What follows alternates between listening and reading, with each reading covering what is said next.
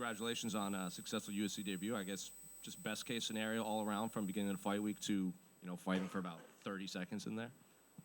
Yeah, well, the fairy tale ending of my UFC debut. I'm sure you didn't expect a sub-minute knockout in your first UFC fight, but I guess just talk me through the fight. Did you notice that opening, or was it just throw it and it just happened to land? Just happened to land. I found the range early on, jabbing to the body. Landed on his chest, and I knew from then that something's going to open up over the top. It just landed like that, and I never expect quick finishes. I swear, it's every time I expect like a war. Like I was going into this fight expecting it's going to be an absolute hard dog fight, and end up getting a quick finish. In my last fight on Contender Series, I was expecting a finish and ended up being a hard dog fight. So I don't know. I'm always contradicting myself. He seems pretty upset at the stoppage. He was kind of yelling at the referee, kind of confused. But in that moment, did you think that was a fair stoppage, and if you had an opportunity to even rewatch it? I think, always going to be a fair stoppage. That was fair, more than fair. And just talk to me about the reception, because, in Vegas, when we have these fights, it's usually about, not even the lower bowl is full. But here it was not at capacity, but it was probably about 70% full for the first fight of the night. So just talk to me about the reception you got. It was just how I imagined it.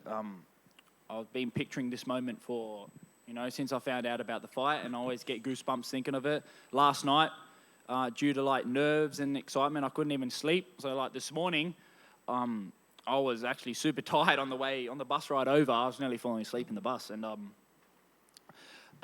it was exactly how I imagined it, walking out with the flag, with the crowd cheers, and I think just visualizing that all the way up until the moment made it really, comfortable and really normal for me. And, I gain with the crowd.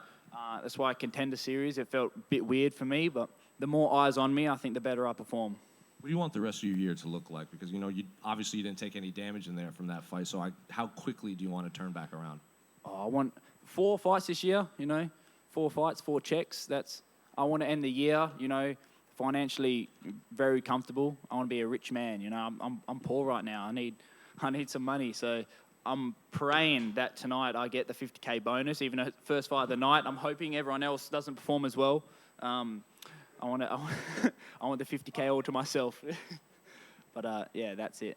And just last one for me, because obviously lightweight is one of, if not the most stacked division in just all of MMA. You could be championship material and might not even be ranked in the top 15 yet, but the top 15, I'm sure you've seen the stats. They're all relatively past 35 years old, and some of them might be coming up on retirement at this point. I guess, how soon do you think you could crack that top 15? Just giving, if you want to do 4 every year, that's a pretty quick run to the top. Yeah, I've thought about that. All the top guys are, kind of on their, still at the top of the game, but still, in terms of age, on their way out. Probably only got a few more years left, and I think by the time I was to get there, they might be, out, which is kind of a shame, because sometimes I think of those fighters and think how I'd match up against them, and I don't want to be like the young guy coming up against the super old, guy that should be retired. So I think there's going to be a new surge of all the new young up-and-coming lightweights, including myself, that are going to, rise very quickly. And Quillan just at the back here. It's all. Now, mate, you've had a bit of a race between you and your training partner, Cody Haddon, to a UFC title, which both of you really hyped in your careers. Do you feel like now you're ahead of him? I'm ahead now. I'll give him shit later when we get back. And, mate, and feel free to not speak about this if you don't want to, but I know you had a bit of a tough training camp with a training partner passing away. Can you talk about how that sort of affected you heading in? That, I did have a really close friend of mine pass away during this camp over New Year's.